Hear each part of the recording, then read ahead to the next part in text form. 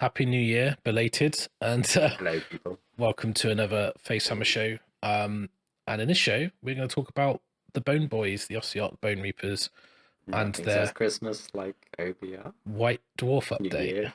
Yeah, new Yeah, year, new army, new yeah. rules. Like, whenever something drops from White Dwarf, I see pictures in groups, and that's about the level of awareness I tend to have of it. If it's not something I'm going to play, They're which quite most hard things. to see because I got sent the White Dwarf. Nice. Mhm, Gene see the cult cover on there, which is very cool. mhm. That's awesome. That looks nicer than an army book. Yeah, so That's cool. they don't, when you do the sub, they don't put anything on it. It's just art. And you can Ooh, see I like that. the high gloss White Dwarf. That's a nice spot UV varnish there. Yeah. So Beautiful. Games Workshop sent me White Dwarfs, so thank you. Sick. And in this one we have the Age of Sigmar, with the cool Ossiarch terrain and loads of this backgroundy stuff that, yeah, it's really cool actually, but I've read it. But they do have a really cool background OBR because you can watch. They're one of my my preferred backgrounds in AOS. I just from what I've heard of it. I mean, they're new. They're very AOS because they're designed for AOS. They're not like an old range that they've just shoehorned in. They're Wizard did it. Lizard Man, portals, lol, dreams. We remembered the star dreams, and then they flew from the sky. There you go. We got a collection of bin bag of war scrolls, and we called them cities. I'm sorry, I know I'm going to get heat for that now. Well, the difficulty with cities is that is a lot of mixed old stuff. like in the old world, you could say, I don't know, like you could write that in plausibly, but in the new world, difficult. I was chatting to a friend of mine, and he was saying that he just doesn't feel like you played AOS when they put those models on the table because it's like they're on round bases, but basically it's men with muskets on horses. When you see the halberdier, that pose, you're transported back, aren't you? I get it. I really even thought that plastic kit was a massive step backwards when you got them, and they're all mono pose and they've got like no shoes on and stuff. Anyway, we're getting sidetracked, but going strangely.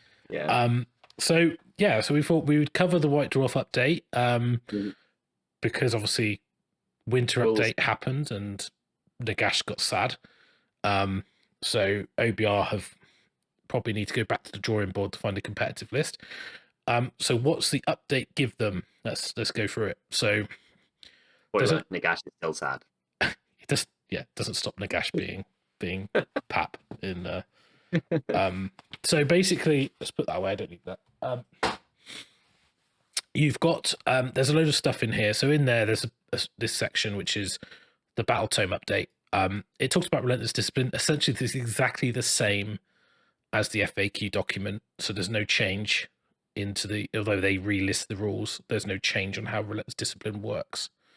So fundamentally, you're getting 1 or 2, depending if you go first or second. You're getting 1 per Ossiarch Bonereaper hero, not Nagash, and 1 for each liege, and 3 if you've got Catacross. And at the start of each hero phase, that's yours and your opponent's, you roll a dice for each Ossiarch Bonereaper unit. Any 6, you get Relentless Discipline point. You lose them at the end of the battle round. So basically, it's exactly the same as the FAQ. So using Relentless Discipline, again, I had to double check this to make sure they hadn't changed it again. Basically, you can only use them on Ossiarch abilities. Their command abilities on their war scrolls or in the abilities listed below, which they've got some extra abilities to use their points on. You can't use the command ability more than once in the same phase, does not apply. So you can use, like, if you wanted to use advanced multiple times, you can. It's not a problem. But you can only receive a command once. Yeah, so you can't go +3 move, +3 move, +3 move, me +9, but you can do +3 in 3 different places for 3 RDP. And you couldn't even do like bludgeon plus reinforced shields because they've already got 1 command ability in that phase, so you can't stack. But you could do bludgeon 3 times if you're playing Petrifex, for example. So command abilities, you've got Unstoppable Advance. This is just the one that's in the Battle Tome. So you can, when you make a normal move, run or retreat, you can add free, which is quite nice for the retreat because you get to back out without getting binged down. So yeah. Now this is a new one, the next one, which is Reknit Constructs. So use at the end of your movement phase. This is a bit sort of overexposed, this photo, so I do apologize.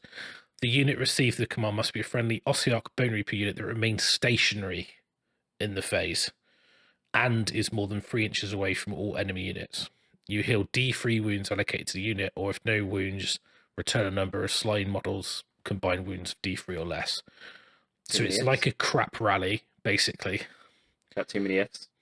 I personally don't think you're ever using it because you can't move. Not move. I mean, if you could do it when you're in combat, fine, because you could do it and you're not going to move because you're already fighting. It's not like that doesn't fit with their fluff either. Like relentless advance, relentless. It's not very relentless standing still. And even how harvesters work is kind of they already got that. Yeah. Okay. It's a bit weird. I don't like. For me, like you might use it on a hero if you stand still on objective or a catapult, but a unit could be. But it's an incidental bonus, not a fundamental to be played around.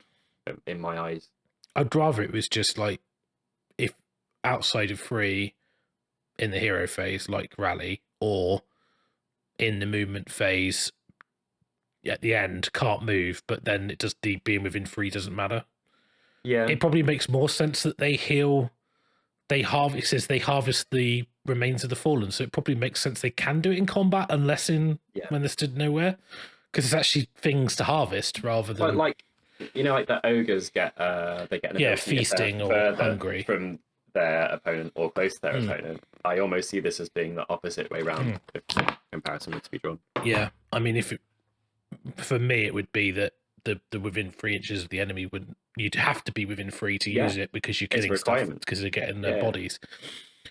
And anyway, kind of cool and tactical because your opponent could take stuff away to take them out of 3, out of combat, and therefore neg you. That'd be a missed opportunity, but not happening. Then you've got unflinching coordination. You can use this after a friendly Ossiarch Bonereaper hero is fought in the first time that phase. The unit issues the command must be a Bonereaper hero that's already fought. The unit that receives the command ability must be a Bonereaper that is not a hero, that has not yet fought in the phase, is within 3 of enemy unit. They can fight immediately. There's no range restriction on that unit. Correct. Okay. So you have my attention. You can use this. It's fought first time. The unit that issues the command must be a Bonereaper hero that's already fought. The unit that receives the command must be a friendly Ossiarch Bonereaper unit that's not a hero. But I think you get a range restriction on command abilities anyway. 12 or 18 if it's a general or a total. So that's why there's no range. So, I mean, to be honest, you've got a Liege Cavalos, so you might go with a Cavalos, then a unit of cavalry. Yeah. It might be useful on like Catacross with more tech guard, but it's. I mean, it costs you a point, and then you're doing it in the combat phase, so you can't then use bludgeon, you can't use reinforced combat shields, you can't use +1 attack. So, is it better on the weird guys with buns instead of heads that buff themselves? But they're not a hero, so you'd have to fight with a hero first. And then you could have activate the stalkers, but like they don't. They're kind of they're an alright lone ranger unit, aren't they? Yeah, buff themselves a bit. Personally, I think that it's a bit of a troll because a lot of armies get that ability for nothing on their rules. Like the White King, for example, or Savage, gets it, and Savage Big Boss. And you're like, well, you could probably just put that on the Liege Cavalos War Scroll and not worry about it. Like being a command ability seems a bit. The difference with that is that normally the things that have it aren't crazy powerful. This can be on something that can at least hit a bit harder than a Savage Big Boss. They don't really hit that hard. They could be all right with items, and but it's not. Yeah, that's searching for positives rather than. It's not like it's a Garden Maw Crusher. Do you know what I mean? It's not like a. It's not. You're not talking like a Vampire Lord and Zombie Dragon. You're talking like a Liege Cavalos is essentially similar to a Savage or a Big Boss. I know some of them are going to tell me how they're different and they've got different saves and all that, and what their average damage output. But you know what I mean? It's essentially a small hero. I know they're quite good, but.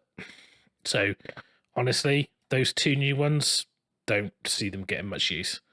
Well, they're the type of things that you'd forget on a war scroll, and you'd remember and be like, "Oh, cool." They're not, building blocks of strategy, because No. they can't be. They're too restrictive or not good enough, or both. Yeah, I mean, end of the day, it's like D3 wounds back. Most things don't Not care. rare in the game. No. Not rare in the game whatsoever. Especially and these guys are meant to be about healing. Yeah. I mean, the other thing is, as well, is like these guys are already fairly good at healing and resilience. I know it's part of their fluff, but I wouldn't argue they need you say that, more of that. but they're not that good at it, because you have to take Arcan or Catacross, and the Bone Shaper's pretty bad at healing because his range restriction. You can't rally, so like you can't use Heroic Recovery. I think you can actually. Yeah, you can. But like you can't really add units back in very easily. Like, I guess like some Legion of the Everchosen Siege lists have probably got better healing. So most armies do now, because they got access to things like Rally and Heroic Recovery, and then they didn't have healing before. Or just flat summoning, which is the same thing but more flexible. Yeah. But if you take before AOS3, people couldn't do Rally or Heroic Recovery, so now they've got that, and then that almost weakens their ability by proxy. Plus, they got access to all the command abilities that they can't use, so you got another bonus. So it's like, it does feel like a have not. I do think that's a bit of a missed opportunity to add some more interesting things in there, because those two abilities are pretty mediocre and they're not very too situational.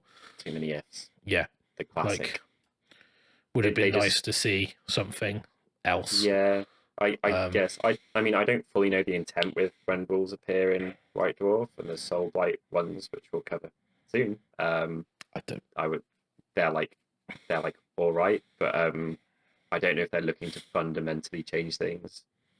But they tend to add stuff like they add in like formations and some extra rules. They change some allegiances slightly, like things to kind of bring things up to date that maybe are a bit lacking. Yeah.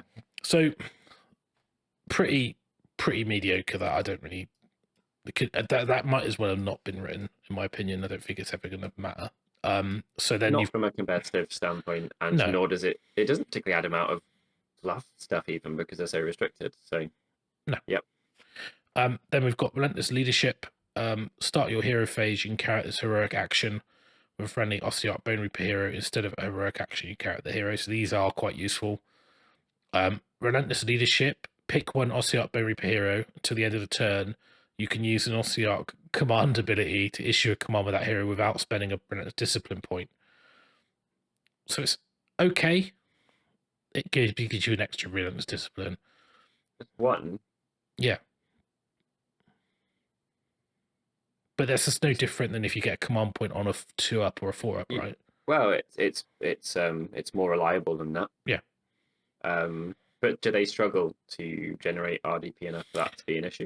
Sometimes. Depends on your list. Certain lists now that you can use the ability more than once, it can be a... Oh, you can eat more. So yeah, okay, fair. To be honest, I don't think you'll ever use in that, because the next heroic action is Necromantic Mastery. So at the start of your hero phase, you can carry this heroic action with a friendly Mortisan. Obviously, this is your one, so the other one could be used in your opponent's, right? Yeah. So you're almost going to flip-flop these. Because with OBR, you're not using anything apart from maybe a best day. Then and you don't have many good targets for that. No. Like once out of 10 turns, your opponent, that's going to be relevant for one character, maybe 2 max. Yeah. Necromantic Mastery. Friendly Mortisan. Pick a Mortisan. The first spell they attempt to cast is successful. The spell cannot be unbound. That's tasty. That's really good, because if you want to get that Bone type Shrieker down, which stops them using their stuff, and everything within 12 is +1 to hit, you can cast your endless spell. They can't stop it. So when you've got your wrong trousers, man, that's very powerful. Yeah. It's a really, I'm not a huge fan of hard counters, like cancel effects. I like it because there's a lot of stuff in the game that just auto shuts the magic off. Well, that's what I was gonna So follow up with. Like, this has to be that because of too much of other stuff. Yeah. Otherwise, I would have said, like, you could have said like +8 or something, But in the world that we're in, that's required because there's so much stuff that's like, I'll just automatically unbind that. Yeah, yeah. And it's like, it used to be just a Stormcast, didn't it? And now it's everywhere. It's only in Mortisan. So it's not like Arcan or Nagash. No, could do it. He's not even a Bone Reaper, but anyway. So it's not like you can put Arcan in your list and do it because he doesn't have the Mortisan keyword. So it's you're basically your Soul Mason. He's pretty much, you got the wrong trousers, man. Also, Mir Kanan, the Underworld's. I was going to say Shadespire, but that's the wrong word. The Underworld's Warband hero is a wizard and also quite combat-y, so he's Mortis Praetorian. He's pretty good with that. So they get access to all right magic items as well, don't they? And they've got some good ones like the Gothisar Cartouche, and they've got like the there's the Helm of the Ordained that goes on the Liege Cavalos. There's some really good ones, and there's the Bone Shaper can take one that gives you a 5-up ward if you're within 3. That's So, but that's the Bone Shaper's tough to fit in. Normally have a Soul Mason. So, yeah, but I mean that to be that one ability, those heroic actions are good because sometimes you sit going, well, I can't do a heroic action. There's nothing for me to do because you don't heal, you're not doing best days, you don't do anything. So, like, at least getting a Relentless Discipline is better than nothing. But in your phase, being able to guarantee your spell, that's massive. You can plan around that. Yeah, and that spell can be your, Empower Nadrite. It can be your endless spell, like your Bone Type Shrieker. It could be Bridge. If you took Bridge and you're like, I'm going to bridge my 40 Mortec into the middle of the table, come have a go. 30.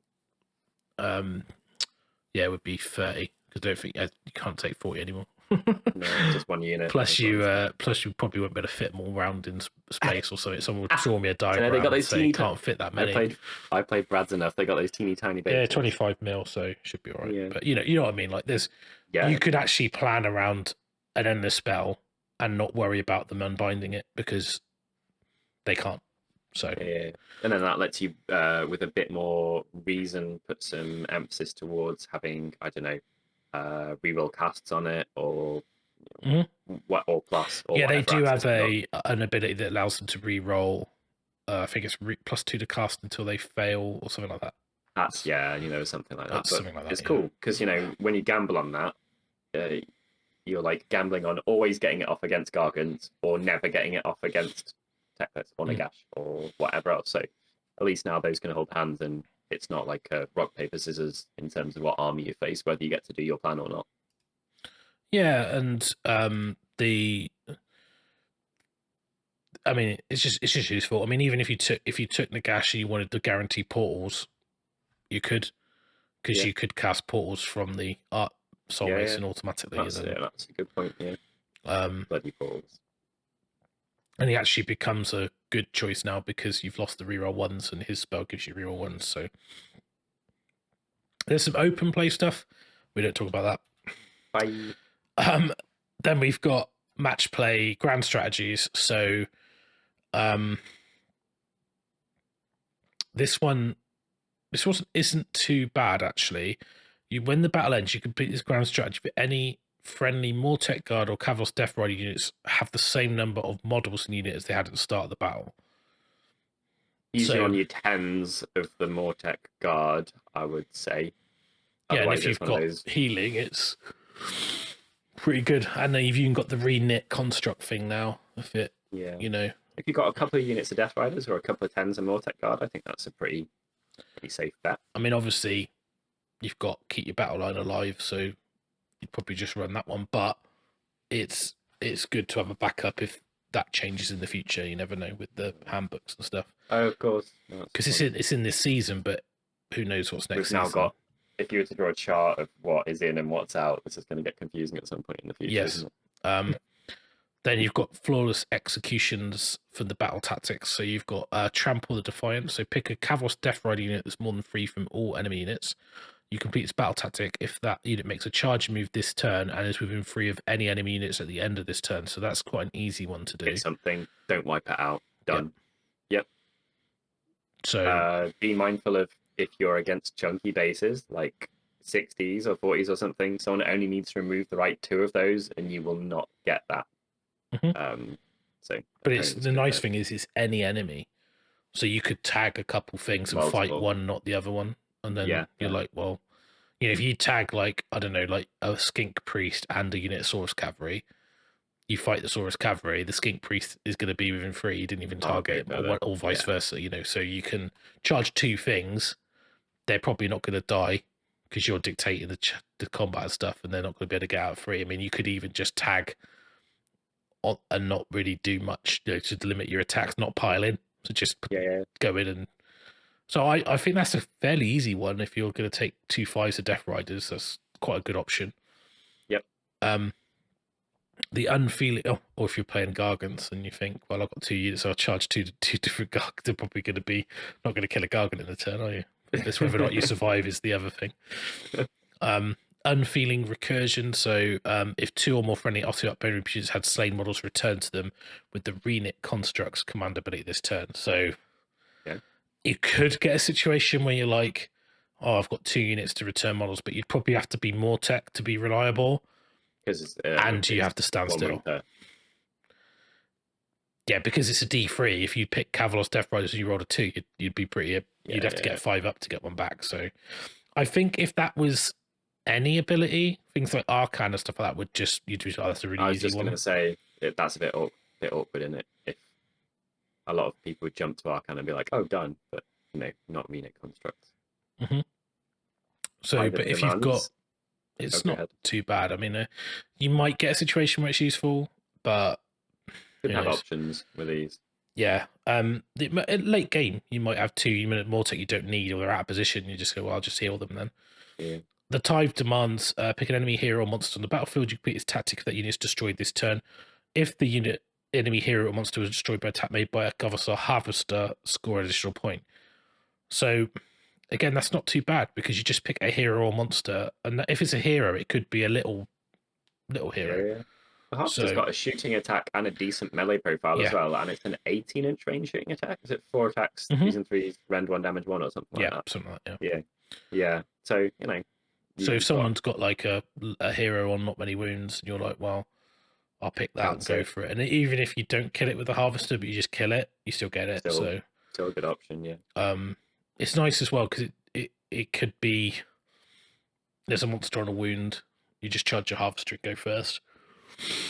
You know, shoot it, charge it, fight it, and Absolutely. Monsters can't heroic recovery and things like that. So you can't best day ever a non-hero monster, for example.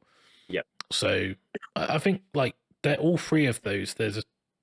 You could use them. I mean, obviously the middle one's a bit sketchy. Well, they're meant to be situational, aren't they? Like I don't have as much issue with them having requirements and ifs. That's kind of the idea of them. Yeah, but I mean, right.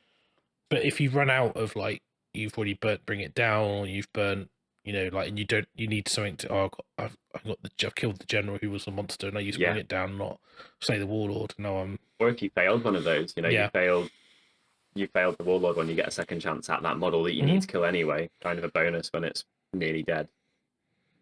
Yeah, so I think, I mean, the fact that the Harvester has a shooting attack makes that infinitely more useful. Does. So sometimes you might run 2 as well, 2 shooting attacks worth. Yeah, I have frequently run 2 Harvesters. You don't nominate the Harvester. It's by A. Yeah. So you pick the thing you want to kill, and as long as it's dead. But if you do it with a Harvester, you get a point. So it's like you could even have backup if he doesn't kill it, then you could still get rid of it. So even if you've got a Harvester and Mortec fighting something, you go, well, I didn't kill it with a Harvester, I attacked it first. Okay, I'll go with the Mortec. So, but yeah, I mean, there's okay. I mean, like the battle tactics, okay. Grand strategy is maybe, but the heroic action auto cast is the big thing, really. The other stuff's kind of neither here nor there. But it's still a little bit of a boost, I guess. But not as enough.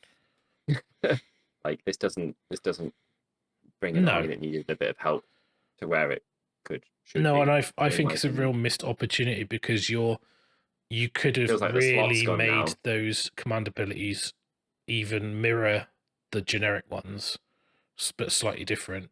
And you could have had like an Unleash Hell, you could have had a redeploy, you could have had, but slightly different, or you make them slightly different. But you know, they didn't. So all out attack, all out defense. You know, like you could have had one that gives you a bonus like that. Which shame really. So, and if they had an all out like an infused bone like one that gave you, even if you, I mean, really, if it was me, I would have mimicked the Petrifix thing where you worsen the rend by one. So it means you don't have to go into Petrifix. You can use it on different armies. Yeah, that'd be, So, or you could do something that was cosmetically the same as that to allow that to remain unique or something. Yeah. Yeah. Or like +1 save. Yeah. I mean, like honestly, it would have been. Yeah, wouldn't have been broke with it. It's everywhere else. No, and then you could have probably changed more tech shields to +1 rather than re-roll the ability. So you could, they get +1 innately. Then I don't know. Not sure, but yeah, obviously a re-rollable bonus save is pretty graphic. So like that's. But then you can do that now. You could put Mystic Shield on Petrifix and then you re-roll. It's they never die, especially if you put Harvester near them. But yeah, bit of a. But that's it really. So not a lot to say. In terms of list building, it doesn't really change what you're doing. The only thing you might do is start looking at some endless spells. But Wrong trousers dude maybe being a bit more. But he's normally in every list anyway. Yeah. Then the only list he didn't go in was Nagash because Nagash's command ability gave you reroll one, so he felt a little bit 800 points spare in that list now. So yeah, because you dropped Nagash. Yeah. So, but I know some people still run him with Nagash, but I personally think the update's okay. In terms of, does it change my list building? Does it open up any of the other legions? No. Mortis Praetorian, I still think is good. The nice thing about this is Mir Kanan's a good choice. He was anyway, but he's a wizard. He's a Mortisan, so he can use the auto cast. But he's also good in combat, so you could use the with me thing. So the I fight, you fight immediately with another unit. If you're, again, the only issue I have with it is if you've got access to -1 extra rend or something like that with a discipline point, is it worth spending a point to activate a second unit, or do you just wait and then get a better attack? And it might be, there might be a situation where it's called for, but it's you might want to pip something off because it's alive on 3 wounds left, which is better, or something like that. I think it would work quite nicely with stuff like if you were charging in like Morgoth Harbingers or Stalkers or something like that, that's maybe away from stuff and doesn't have access to anything too sexy. With an 18 of your general as well, or like that's like they don't have a huge footprint either, those units, so you could be a long way away on the board and still be within. Well, they're Hekatos anyway, so I don't even know if the range. I don't really understand the range on that because like it doesn't have a range. Command ability based. But you have to issue it with a hero, but it doesn't say. I'm not sure it does have a range. I don't know. I pass. I don't know. Like listeners, viewers, let us know. It says use this after a friendly Bonereapers fort, so you fight. The unit issues it must be the Bonereaper, and the unit that receives it. Yeah, so you would have to be within range. Yeah. Yeah. 18 still all right. 12 or 18, yeah. I mean, if it's at each Kavros, you could be 18 because you could be a general because you want the trait, especially in Petrifix. So, yeah, I mean, fine. You can use it. I don't think it's very situational. So, yeah, let us know if we've missed anything there, or if there's a particular list you think has been opened up, or a unit choice, or anything like that. But yeah, it seems like I feel a bit like this is taking a slot as an opportunity feels like a bit of a shame because they're not going to do another OBR one in 2 months. I presume maybe they would. Well, exactly. I don't know. It's kind of like a missed opportunity to do more. I think it's a little bit understated. Yeah, a checkpoint, bit of a soft touch. There's a checkpoint between books. Oh well. There you go. That's the OBR White Dwarf update. So thanks for listening. I'll catch you all soon. See you guys. Bye.